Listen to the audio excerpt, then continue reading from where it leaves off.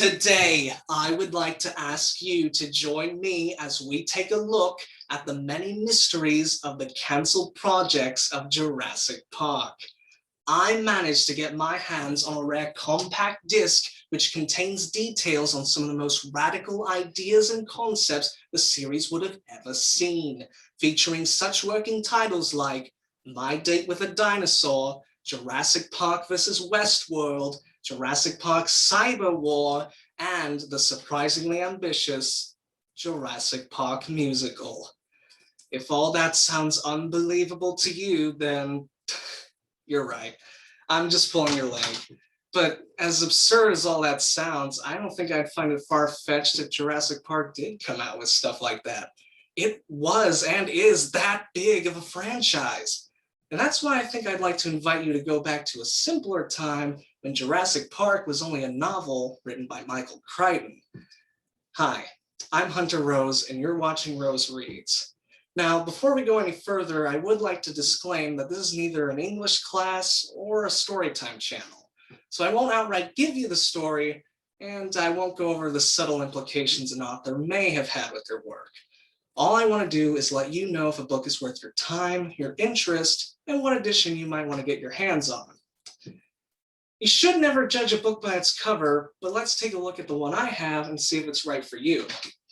What I have here is the Barnes & Noble collectible edition of the complete Jurassic Park series, which, as it turns out, is just Jurassic Park and the Lost World.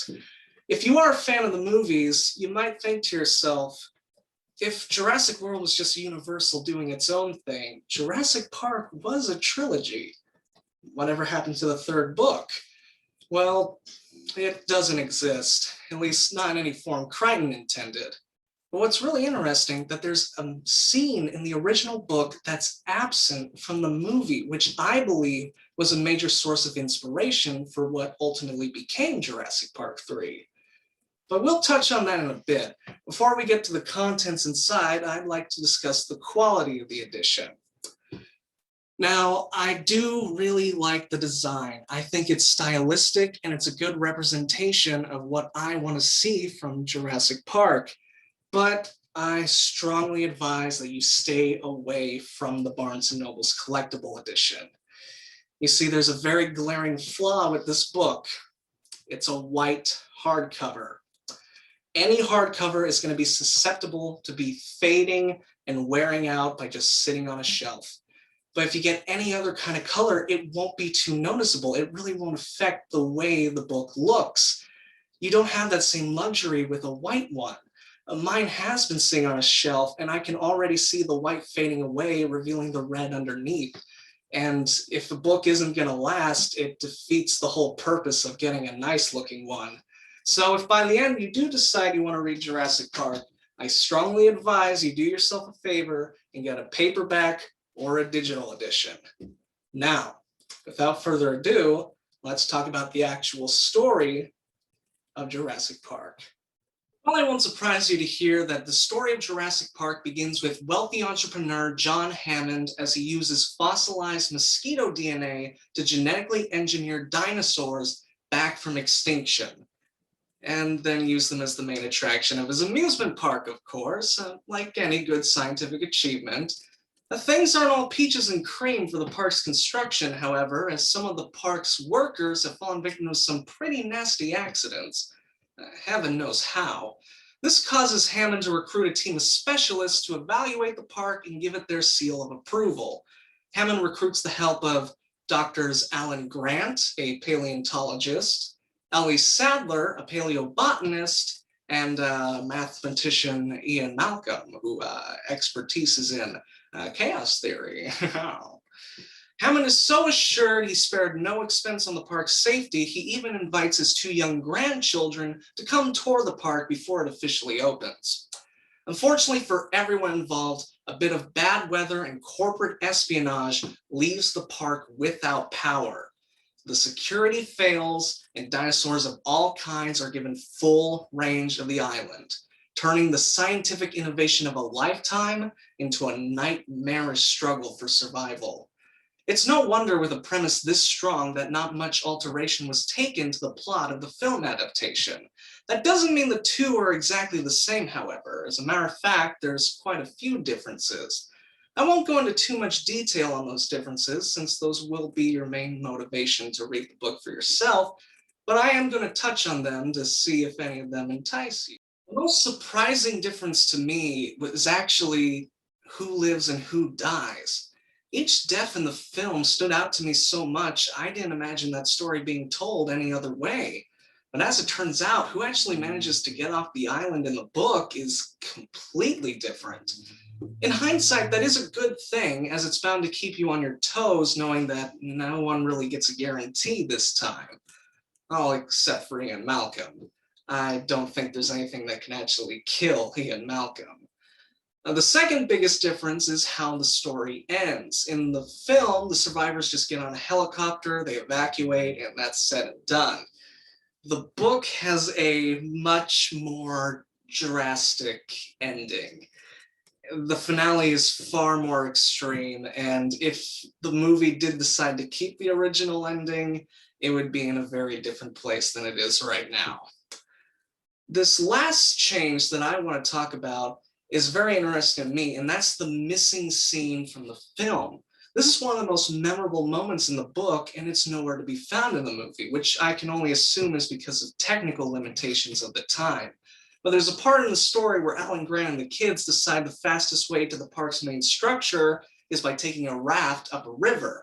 And that river leads right into this massive aviary, which is essentially a big bird cage for the pterodactyls. And they have to fend off all these flying dinosaurs while on the water. It's a great part. And if you remember Jurassic Park 3, there was a very big emphasis on the pterodactyls. I can only imagine there was actually a universal board meeting where someone was like, okay, everyone, Crichton says he's not making another book and we want a trilogy. Let's hear some ideas. Well, sir, I was actually reading the original Jurassic Park and there's this really great bit with pterodactyls. So we couldn't do that before, but I bet we could just do that for the sequel now. So what, are you implying that we take, I don't know, one of the original actors and just do pterodactyls on the island? That's a great idea. Get the Sam Neill, some cameras, and we'll slap some things together. I digress. So what are my actual thoughts and feelings on this story? I believe Michael Crichton is a very well-educated man and a brilliant author. In a lot of cases in science fiction, things just happen because they can. But Crichton was able to make an entire hypothetical scientific process as the springboard for his creativity. And as absurd as amberized fossil mosquitoes bringing dinosaurs back to life is, he presents it in a manner which makes you believe for every second that we are fully capable of doing this thing now. And he was able to convince us of that in the 90s. Even to this day, although attempts were made, the initial magic that the Jurassic Park story holds is rarely recreated. And it's almost a shame that the series is so highly regarded as films, as it almost prevents the original work from receiving the recognition it does deserve. That brings me to my final point.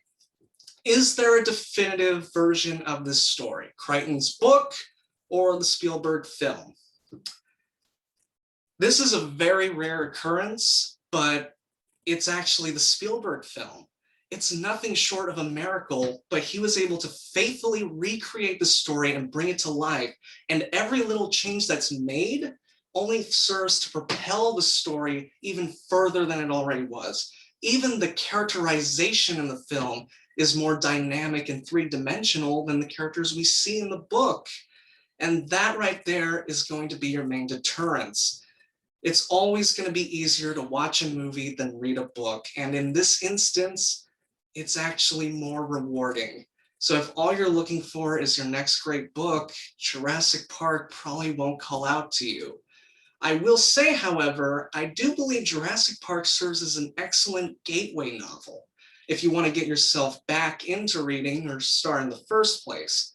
because it's a story that you should already have some kind of attachment to, and yet it's just different enough that it serves as its own unique experience as a book. All right, since we're here, I suppose we had better touch on the sequel. Jurassic Park, Lost World. It is blatantly apparent that Crichton had never intended for Jurassic Park to be anything more than a standalone story. But the first one was such a success that he felt pressure by the studio and fans to deliver on a sequel. And as great of a writer as he is, all that originality and believability in the original is nowhere to be found here. It's instead substituted by action and suspense. The first one was meant to make you think, this one's only meant to thrill you. So what is the premise here? Well, some time has passed since what has only been known as the Jurassic Park incident. Most of what happened was swept under the rug, and all the survivors were sworn to secrecy. So as far as the public is concerned, the resurrection of dinosaurs is nothing more than a silly rumor. But some very strange, almost prehistoric animal carcasses have been washing up into populated areas, giving that rumor some more validity.